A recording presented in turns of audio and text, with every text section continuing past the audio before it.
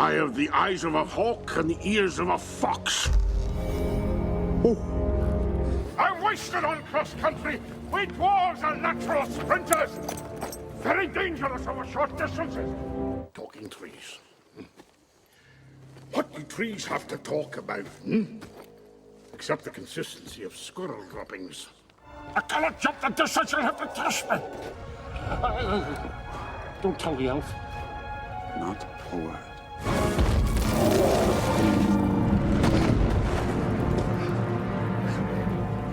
That still only counts as one. Certainty of death. Small chance of success. What are we waiting for? All right. So, like, I realized after watching this how much comedy there really is with Gimli. I'd forgotten that. I mean, this isn't everything. I went through it and I had to cut back a few bits because there's so many times where Gimli is the quippy comic relief, and a little bit the butt end of his own jokes. I found that here's what I think the writers did. They looked at Gimli, they looked at Legolas, right, and they said, "Huh, odd couple. Maybe we lean into that a little bit more. We make Gimli, we make Legolas sort of, the jokesters, the Abbott and Costello, the Laurel and Hardy, the Garfield and Odie of the bunch."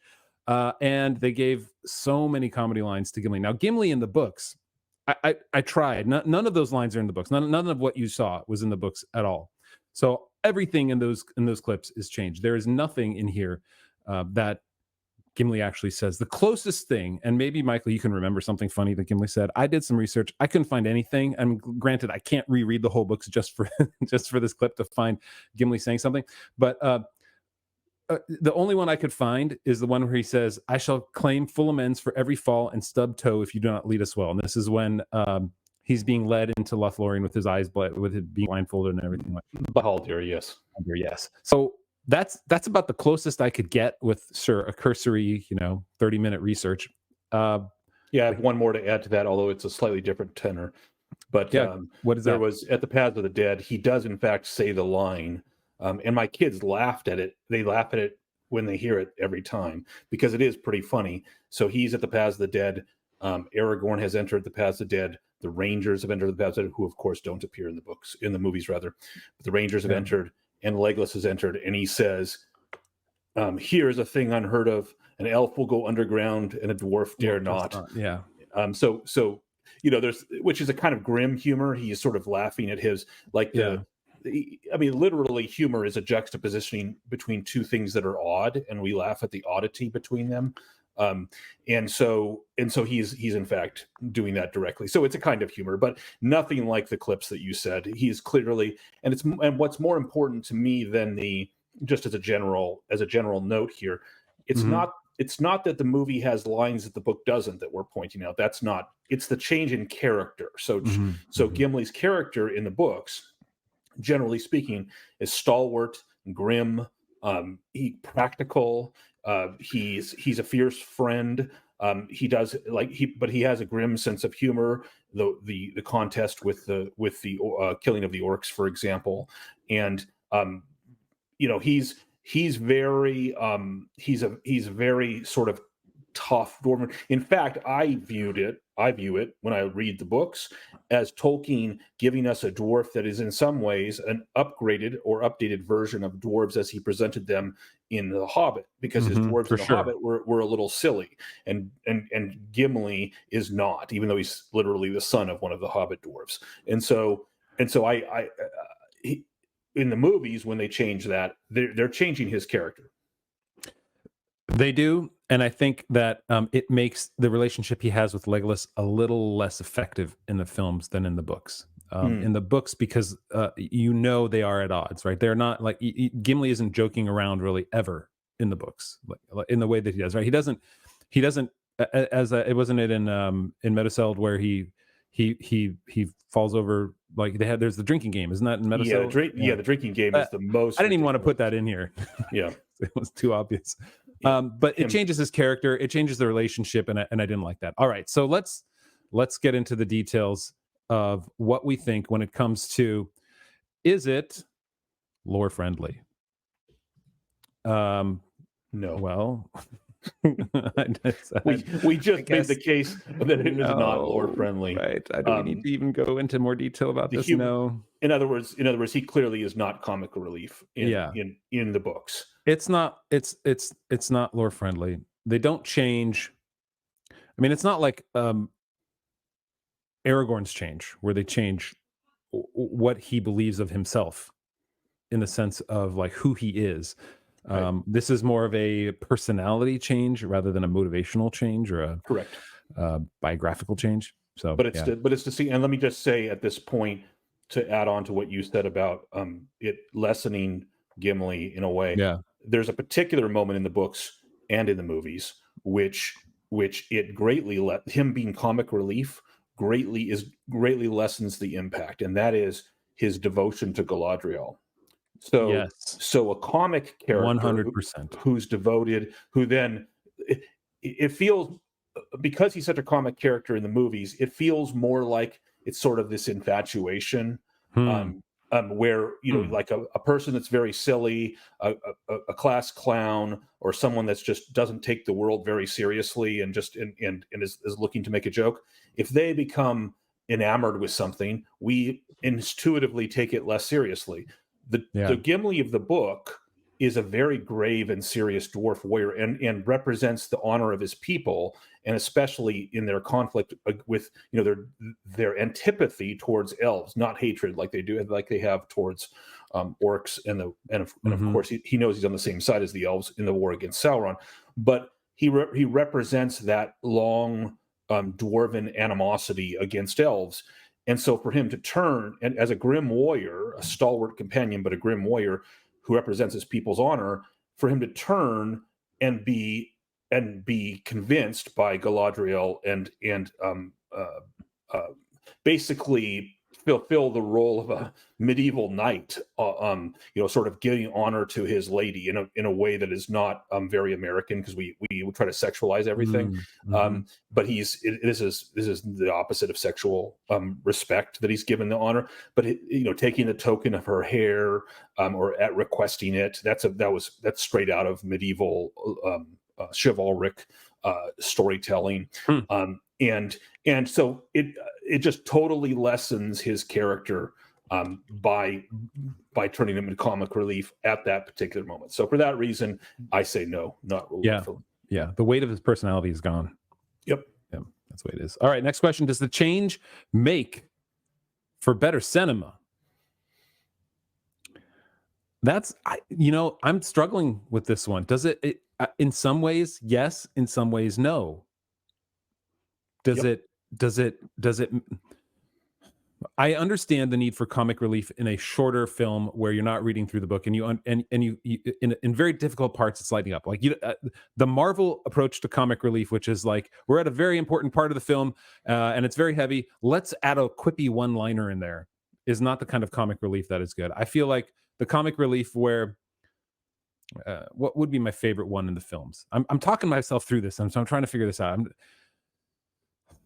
Maybe it's the one where that last clip where he says, it's a little bit of grim comic relief. He's like, little chance of success, possibility of death, or certainty of death. What are we waiting for? I feel that's a little more in character with somebody who's like, yep, all right, this is where we are. That's what we got to do. And he's adding it to it, rather than the the line of dwarves aren't sprinters. We're natural born long distance runners. I can't remember that. The opposite. He says dwarves are built for long distance, natural born sprinters. That's which, by the sorry, way, yes, is the right, exact opposite of the truth. Of course, dwarves are actually they're hardy and they can like carry weight. They can run forever if they need to. Yeah. That is true. So, but anyway, that kind of a line, which is kind of, it's just there to be funny, rather than, it doesn't really do anything to the plot or to the story at all. It doesn't even tell us really much about Gimli, other than he gets tired, which isn't, like you said, true or leaned on anywhere else in the films. So anyway, I would say, all right, I'm going to say yes on this one, just because I feel like a little bit of comedy is good. I think maybe they went overboard with it, but probably in general, it made for a little bit better cinema here. Yeah, I agree. So interestingly, it's not lore friendly, and and I, as we'll find out in the next test, I don't like it much, but it does in fact make for better cinema. It serves a cinematic purpose that makes the film, because here is the thing. When you're watching a film or a series of films this long, as a film experience, especially in a world that is cinematically so dark and the message is so grim and difficult, having moments of comic relief or levity are good. And so the question becomes, who's going to do that? Who's going to pull off that levity? Who are the best characters? And interestingly, there is a long tradition in theater and then in movies following theater to make the characters who are the oddest looking the natural comic relief. And Gimli fits that bill. Of all the company, he is the oddest looking. Maybe Gandalf is odd looking, but Gandalf has his own character that's already been established. And so they're hobbits are odd looking too from a certain perspective, and they fulfill some comic relief as well, as we've talked about with Merry and Pippin. So yes, I agree, it does make this for better cinema in this regard, because cinema is a different medium. Yeah. Do you think he, in the films, he is the primary source of comic relief, or is it more Merry and Pippin? As far as being mocked, it's him and Pippin. You didn't put in a lot of the mockery, like the dwarf, the joke about the bearded dwarf women, and you put in one of the mockery, like not the beard thing, but then the biggest one, which is his passing out and belching during the drinking contest with Legolas and things like that. And so I think from a mockery perspective, he's the butt of the most jokes. Well, he and Pippin are, and so that's where I'll land on that one. Yeah. Next one. How much do you like the change? All right, Mike, you already hinted at this, that you weren't a big fan of this. Where do you land on this one? So I'm not a big fan of it, but I don't actually rate it super low like the Aragorn one, for the actually reason that you gave, which is that it's a personality change in him, not a motivation change. And motivations are deeper, and it doesn't mess with his ultimate, like his whole arc is still the same in the movie. As much as he has an arc, he doesn't have much of an arc, but he still maintains that. I don't think they're changing any essential motivations of Gimli by doing that. Yeah. But I don't like it especially for the reason that I think it lessens his character, his serious character as a representative of the dwarves. And so I'm going to go with a 2.6 on this one. 2.6. Less than 3. Three's middle ground. So I'm slightly underwhelmed by it. It's boosted a little bit though for me because of the cinematic effect, positive cinematic effect. I feel like this is one of those things where if they would have leaned into the more, if they would have had less of the lowbrow comedy with him, I think it would have made it more effective. Get rid of the burping. Although that was the extended edition only, I believe. So yes, that was only take that. Edition. Which I believe Peter Jackson did say is not the official edition, right? The released films, theatrical versions are his. It's not like they're a director's cut. They're just more. He said he did it for the fans. They wanted more, so he gave them more. So how good is it on a scale of 1 to 5? All right, I'm going to go ahead and split the difference again at 2.5. I don't hate it. I don't love it. I think they could have done better with it if they would have cut some out and maybe made the comedy a little less, like you said, that slapstick, that over the top. It's the ugly guy who gets the butt end of the jokes type of comedy. Right. I would have gone higher with it, but I'll stick with 2.5. So, all right, that's it. We're pretty even on this one here, because it's here's the thing. It's not objectionable. It's not you watch it and you go like, oh, that was so dumb. You're like, they could have done better. At some of the jokes I laugh at. Me too. Yeah, the belching and passing out is stupid, but so a lot of the times he is pretty fun. Like the jokes as told and as John Rhys Davies acts it out, he does it effectively, and he delivers the line well, and the script writing is pretty good as far as the jokes go. It's not trying to be super comedic slapstick. In most cases they are reasonable jokes. Yeah